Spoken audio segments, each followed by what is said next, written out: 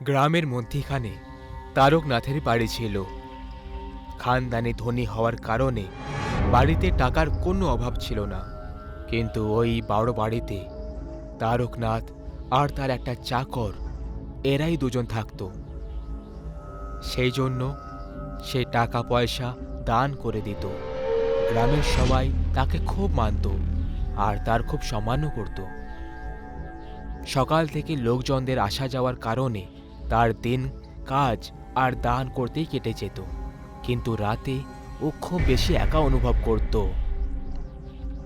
একদিন তারকনাথ চাকরকে নিজের ঘরে ডেকে জিজ্ঞেস করে, আরে শোনো, এই গ্রামের লোকেরা সব সময় আমার আগে পেছনে ঘুরে বেড়ায়, কিন্তু রাতে এদের কি হয়ে যায়?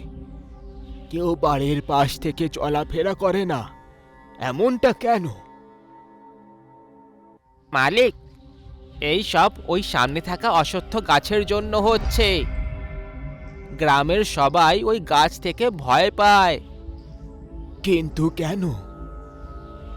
কারণ গ্রামবাসীরা এটা মনে করে যে রাতের সময় ওই গাছের উপর একটা ডাইনির মাথা ঝুলতে দেখা যায়। কি বাজে বকছো, এরকম কিছুই হয় না। না মালিক, এটাই সত্যি। কিছুদিন আগে আমি ভুল করে রাতে বাইরে চলে গেছিলাম, আর হঠাৎ আমার নজর অশ্বত্থ গাছের উপর পড়ল। আমি দেখলাম যে মাটিতে কারোর মাথার ছায়া পড়ে আছে। আমি ভয় পেয়ে পালাই আর সোজা ভেতরে চলে এলাম। আরে তুমি তাহলে অন্য কিছু দেখেছো হবে ভিতু? না মালিক। আরে চুপ, যাও এখান থেকে। চাকর ওখান থেকে চুপচাপ চলে গেল। তারকনাথ নিজের ঘরের জানলা থেকে ওই গাছটাকে দেখতে লাগলো। চাকরের গল্পের কারণে আজকে তার ওই গাছটা একটু অন্য মনে হচ্ছিল। ডাইনির সত্যি জানার জন্য সে নিজে ওই গাছের কাছে যাওয়ার সিদ্ধান্ত নিল। তারকনাথ আস্তে আস্তে ওই গাছের দিকে এগিয়ে চলেছিল। ওই অশ্বত্থ গাছ চাঁদের হালকা আলোয় একদম শান্ত আর ভয়ঙ্কর মনে হচ্ছিল। যখনই সে গাছের একটু কাছে পৌঁছল, সে মাটিতে কিছু ছায়ার মতো দেখতে পেল। সে একটু ভয় পেল, কিন্তু সাহস জুটিয়ে আগে এগিয়ে গেল। তারকনাথ গাছের কাছে পৌঁছল।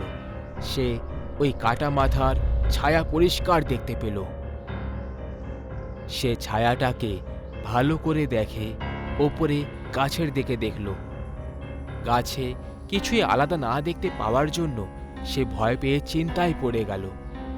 তখনই হঠাৎ গাছ থেকে রক্ত পড়তে লাগলো আর সেই ছায়া নড়তে লাগলো। কিছুক্ষণ পর ডাইনির ভয়ঙ্কর মাথা মাটিটাকে একেবারে চিরে দিয়ে নিচে পড়েছিল। তারকনাথ খুব গুরুতরভাবে ভয় পেয়ে যায় আর বাড়ির দিকে পালিয়ে যায়। ডাইনির মাথাটা তারকনাথের পিছু করল, কিন্তু গাছের ছায়ার বাইরে সে বেরোতে পারল না। তারকনাথ হাঁপাতে হাঁপাতে বাড়ির ভেতরে এলো। চাকর তারকনাথকে দেখে ভয় পেয়ে যায়। আরে কি হয়েছে মালিক? ওই ডাইনির মাথা আমার পিছু করছিল। আপনি এত রাতে বাইরে গেছিলেনই বা কেন? আমি আপনাকে বলেছিলাম না? তারকনাথ অজ্ঞান হয়ে গেল। পরের দিন তারকনাথ উঠে জানালা দিয়ে ওই গাছটাকে দেখতে থাকলো। এই ডাইনির মাথাটার কিছু একটা করতে হবে। এই গাছটার কারণে এই সব কিছু হচ্ছে। যদি এই গাছটাই না থাকে তখন? হ্যাঁ, এই গাছটাকেই এখান থেকে সরাতে হবে, তবেই ওই ডাইনি এখান থেকে যাবে। তারকনাথ গ্রামবাসীদের সাহায্যে ওই গাছটাকে ওখান থেকে সরিয়ে দিল।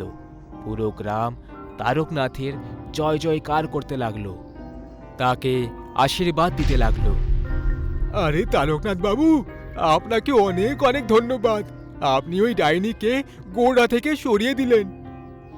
ঠিক বলেছেন, এই ডাইনিটা আমাদের রাতে বাইরে বেরোনোটা বন্ধ করে দিয়েছিল। সাহেব, আপনি আমাদের জন্য আর এই গ্রামের জন্য স্বয়ং ভগবান। এবার আপনারা সবাই রাতে একদম নিশ্চিন্তে ঘুরতে পারবেন, ভয় পাওয়ার কোনো দরকার নেই। সবাই নিজের নিজের ঘরে চলে গেল। তারকনাথও নিজের ঘরে চলে গেল। রাত হয়ে যায়। চাঁদের আলো একদম নায়ের খাতায় ছিল। তারকনাথ নিজের জানালা দিয়ে ওই গাছের জায়গাটায় দেখে যাচ্ছিল। তখনই চাকর এসে বলল, মালিক, আপনার কিছু চাই?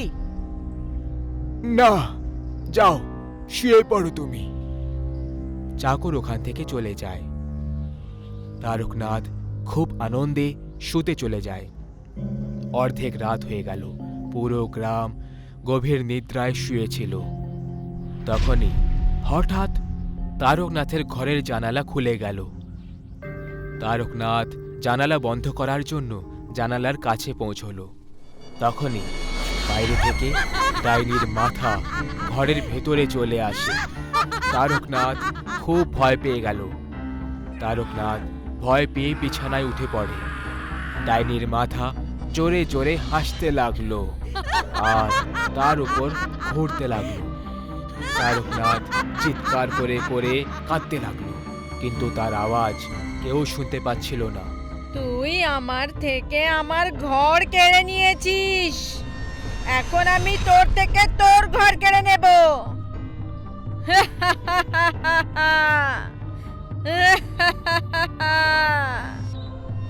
ডাইনির মাথা জানালা থেকে বাইরে বেরিয়ে ঘরের উপরে চারিদিকে ঘুরতে লাগলো আর ঘুরতে ঘুরতে বড় হতে লাগলো। ওই মাথাটা এখন আরো মারাত্মক হতে লাগলো। ডাইনির মাথা একটা জায়গায় থামলো আর চোখ থেকে লাল আলো বের করে ওই বাড়িটায় আগুন ধরিয়ে দিল। ভেতর থেকে তারকনাথ আর তার চাকরের চিৎকারের ভয়ঙ্কর আওয়াজ বেরোতে শুরু হলো। সেটা শুনে ডাইনি আরো জোরে হাসতে লাগলো। দেখতে দেখতে পুরো বাড়ি পুড়ে ছাই হয়ে গেল। কিছুক্ষণ পর ওই জায়গা থেকে একটা অশ্বত্থ গাছ বেরোতে লাগলো। গাছ পুরোভাবে বড় হয়ে যাওয়ার পরে ওই ডাইনির মাথা ওই গাছের ভেতরে উধাও হয়ে গেল। কথায় বলে যে ওই ডাইনির কারণে গ্রামের লোকেরা রাতে তো কি, দিনের আলোতেও ওই গাছের কাছে যেতে ভয় পায়।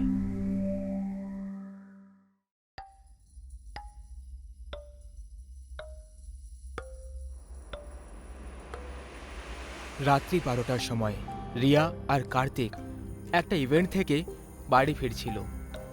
ওরা শর্টকাটের জন্য একটা বস্তির রাস্তা বাছে, যেটা তাদের 30 কিলোমিটার মতো ড্রাইভ বাঁচাতে পারত। আরে কার্তিক, আমাদের হাইওয়ে দিয়েই যাওয়া উচিত ছিল।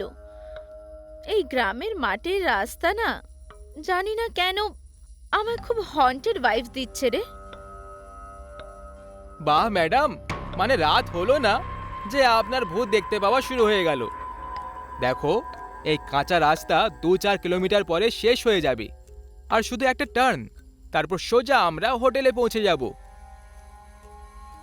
কার্তিক আর রিয়া দুজনেই গাড়িতে বসে একে অপরের সঙ্গে কথা বলছিল। আর কার্তিক ও গাড়িটা গ্রামের ওই বস্তির ধারে কাঁচা রাস্তা দিয়ে ছুটিয়ে চলেছিল। কার্তিক, তুমি কি আমাদের গাড়ি ছাড়া আর অন্য কোনো গাড়ি দেখতে পাচ্ছ? পাচ্ছ না তো? তাহলে তাড়াতাড়ি চালাও। কোথাও কোনো ভয়ঙ্কর কাল আমাদের মৃত্যুর ঘাটে পৌঁছানোর জন্য অপেক্ষা করছে না তো? চলো তাড়াতাড়ি। আরে তুমি ভয় দেখাচ্ছ নাকি কথা বলছো? এর থেকে ভালো তুমি ঘুমিয়েই পড়ো। কিছুটা দূরত্ব হয়তো পেরিয়ে এসেছিল, আর তখনই কার্তিকের চোখ গাড়ির রিয়ার ভিউ মিররের উপর পড়ে যায়, যেটা দেখে ওর রক্ত জমে যায়। কার্তিক তার গাড়ির আয়নায় দেখল একটা মানুষ, তার মাথা নেই, আর ওর গাড়ির পেছনে পেছনে ছুটে চলেছিল। আর তার হাতে একটা চকচকে ধারালো কুড়ুলও ছিল। সেটা দেখার পর কার্তিক এক্সিলারেটরকে খুব জোরে কষে দেয়। ও ভয় তো খুব পেয়ে গেছিল, কিন্তু ও নিজের ভয়টাকে মোটেই বাইরে বার করেনি, কারণ ওর পাশে রিয়া বসেছিল। যদি পেছনের দৃশ্যটা দেখে ফেলতো তাহলে ভয়ের চোটেই মরে যেত। আরে কার্তিক, তুমি কোনো ভূত দেখে ফেলেছো নাকি? এত জোরে কেন গাড়ি চালাচ্ছ? কার্তিক এখনো গাড়ির আয়নাতে ওই মাথা কাটা শয়তানকে দৌড়ে আসতে দেখেছিল। ও গোটা গা দিয়ে ঘাম ঝরছিল। তখনই হঠাৎ ওই পেছনে দৌড়ানো মানুষ একেবারে উধাও হয়ে গেল। কার্তিক একটু ছেড়ে নিঃশ্বাস নেয়, কিন্তু তখনই গাড়ির ছাদে জোরে কিছু একটা এসে পড়ে যায়। কার্তিক জানি না কেন তক্ষুনি একটা জোরদার ব্রেক মারল, আর এর সাথেই ছাদে ঝাঁপ দিল ওই মাথা কাটা মানুষটাও। সোজা গাড়ির সামনে এসে পড়ে যায়। ওই ভয়ঙ্কর মানুষটাকে দেখতে পাওয়ার পর রিয়া এক ভয়ঙ্কর চিৎকার করে ফেলে। আর চিৎকার করারই তো কথা, ওই মানুষটাকে দেখে এত মারাত্মক যে লাগছিল। তার ধড় থেকে মাথা আলাদা ছিল, আর তার উচ্চতাও 6 ফুট ছিল। তার হাতে একটা ধারালো হাতিয়ার ছিল, যেটা সে অন্ধের মতো চালিয়ে যাচ্ছিল। আশেপাশের পুরো পরিবেশ একেবারে ঘোর অন্ধকার আর শান্ত পরিবেশে ছেয়ে গেছিল।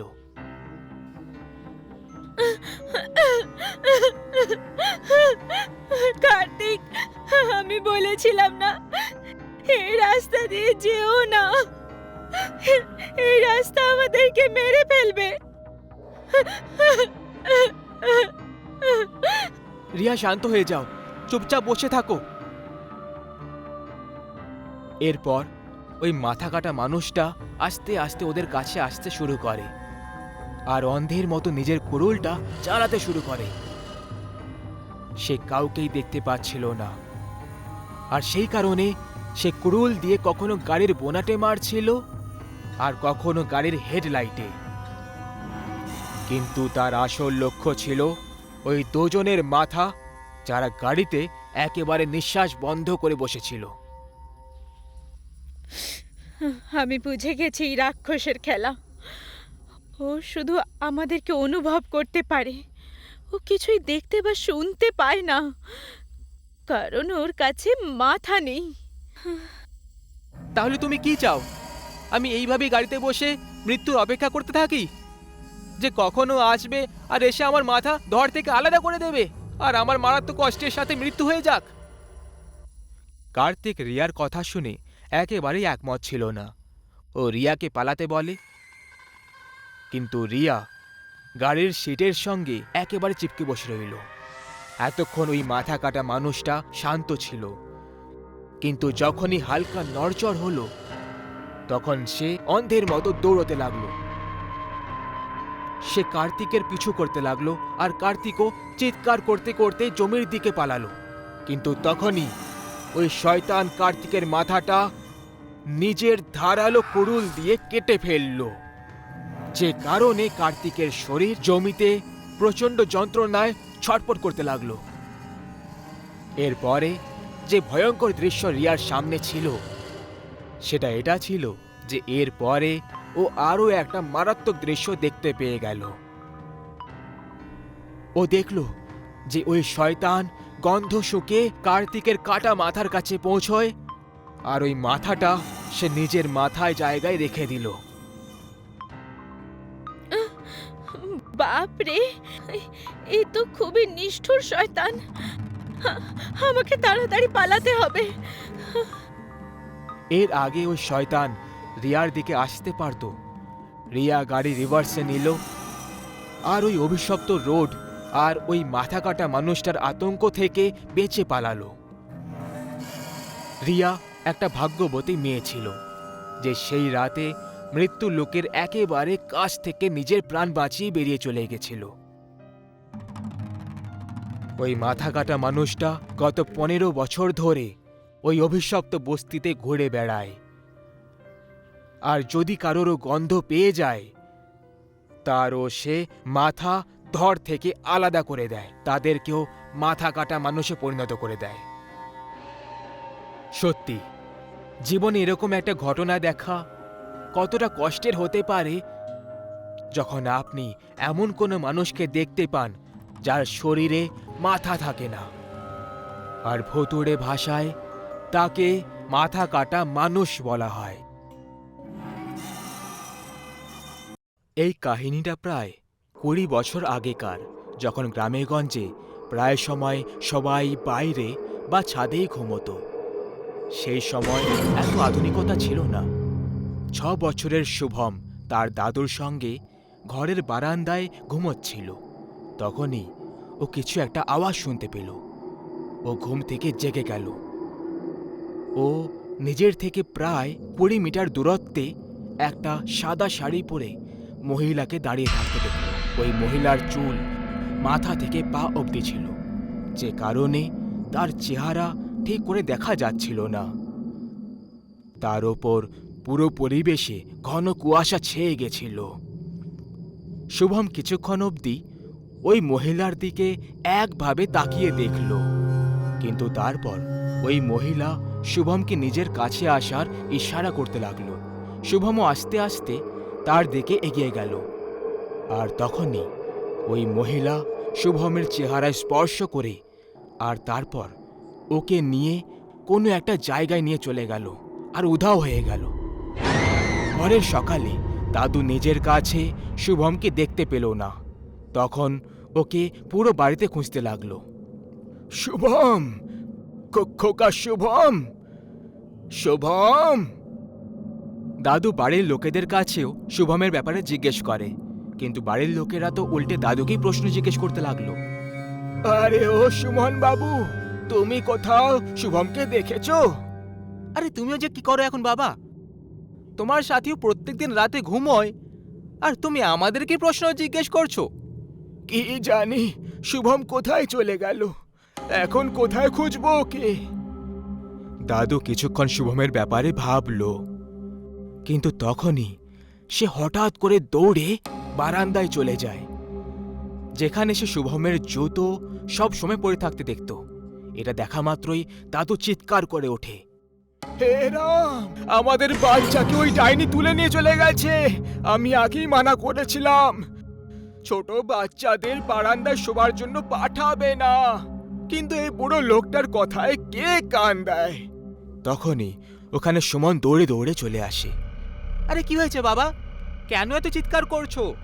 শুভম উধাও হয়নি, আসলে ওই বন্ধা ডাইনি আমাদের শুভমকে নিজের সঙ্গে নিয়ে চলে গেছে।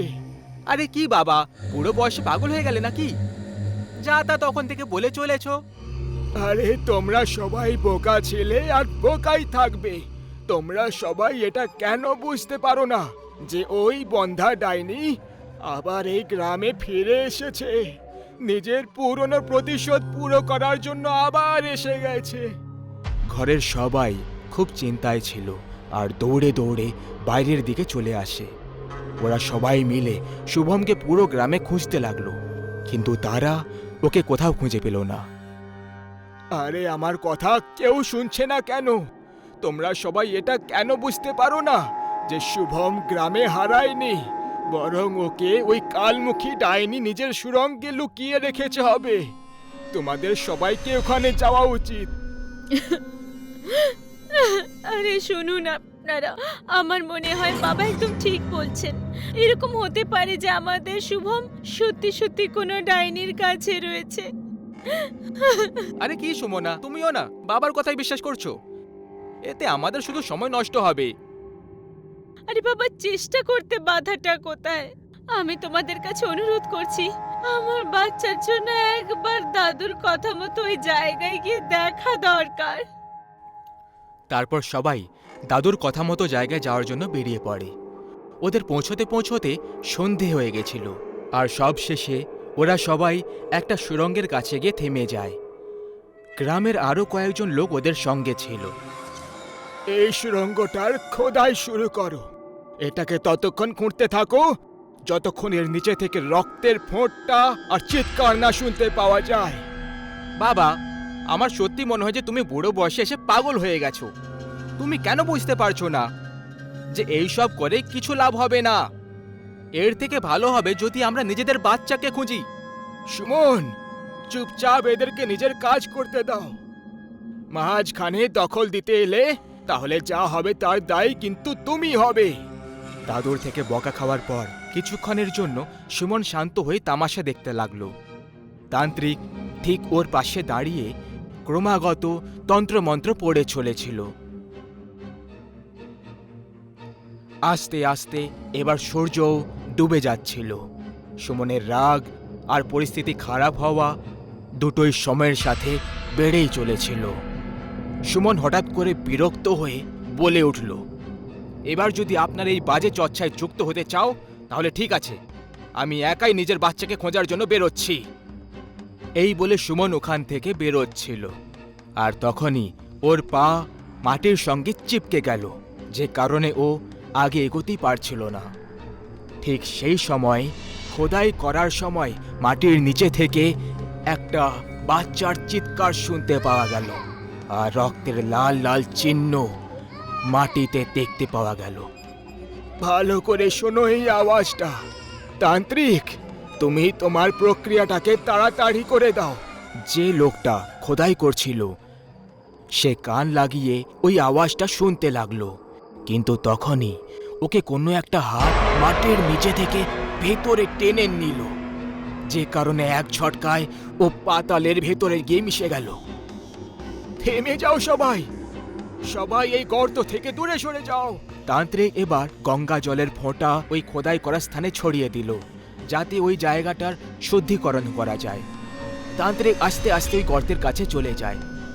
তার হাতে কয়েকটা বীজ ছিল। সে যখনই ওই বীজগুলোকে ওই মাটিতে ছড়িয়ে দিল, তখনই মাটির নিচে থেকে একটা বাচ্চার লাশ উপরে চলে আসে, আর চেহারার ওপর থেকে মাটি সরানোর পর তারা দেখতে পায় যে এ তো তাদের শুভমের দেহ। হে ভগবান, এ কি হয়ে গেল আমার বাচ্চার? সবাই কাঁদতে লাগলো, শুভমের মৃত্যুর জন্য শোক মানাতে লাগলো। তখনই তান্ত্রিক তাদের সবাইকে শান্ত করে এটা বলল, দেখুন, আপনারা শান্ত হয়ে যান, আমি নিজের ঘোর তপস্যায় লীন হতে চলেছি। আপনারা সবাই কিছুক্ষণের জন্য চিৎকার করবেন না। এরপরে তান্ত্রিক তার তন্ত্রবিদ্যার ব্যবহার শুরু করে দিল। কিছুক্ষণের মধ্যেই একটা মহিলা সামনে এসে প্রকট হলো। তাহলে সে তুই ছিলি যে খেলাটা খেলেছে? এবার বল, শুভম কোথায় আছে? তুই ওর সঙ্গে কি করেছিস? আমি তোকে কবেই মেরে দিয়েছি, আর ওর আত্মাকে পরলোক পাঠিয়ে দিয়েছি। খুব মজা করতে, তাই না গ্রামবাসীরা? আমি বন্ধা বলে তোমরা সবাই মজা করতে। এবার শাস্তি পাওয়ার জন্য তৈরি হয়ে যাও, তৈরি হয়ে যাও। কিন্তু তুই আমাদের বাচ্চাকে কেন কেড়ে নিলি? ওই নির্দোষ বাচ্চাটা তোর কি ক্ষতি করেছিল? ক্ষতিও কিছু করেনি, বরং তুই করেছিলি বুড়ো। মনে আছে 27 বছর আগে যখন তুই গোটা গ্রামে আমাকে নোংরা আর একটা চরিত্রহীন মহিলা বলে ঘোষণা করে দিয়েছিলি? আর আমি বন্ধা হওয়ার জন্য আবার মজা করেছিলি, আর শেষে আমি হতাশ হয়ে আমাকে আত্মহত্যা করতে হলো। কিন্তু আমি তারপর গ্রামে ফিরে এলাম একটা ভয়ঙ্কর ডাইনির রূপ নিয়ে। কিন্তু সেইবারেও তুই আমাকে আমার উদ্দেশ্যে সফল হতে দিসনি। তার ফল তোর সামনে রয়েছে। আরে, যদি প্রতিশোধী নেওয়ার ছিল তাহলে আমার থেকে নিয়ে নিতিস। আমার নাতি তো বেচারা নির্দোষ ছিল। প্রতিশোধ তো আমি তোর থেকেই নিতে এসেছিলাম। আমি মরে যাওয়ার পরের দিন সবার আগে তোর ছেলেকেই তুলে নিয়ে এসেছিলাম, কিন্তু সৌভাগ্যক্রমে ও বেঁচে গেছিল। কিন্তু আজকে আমার উদ্দেশ্য সফল হয়ে গেছে।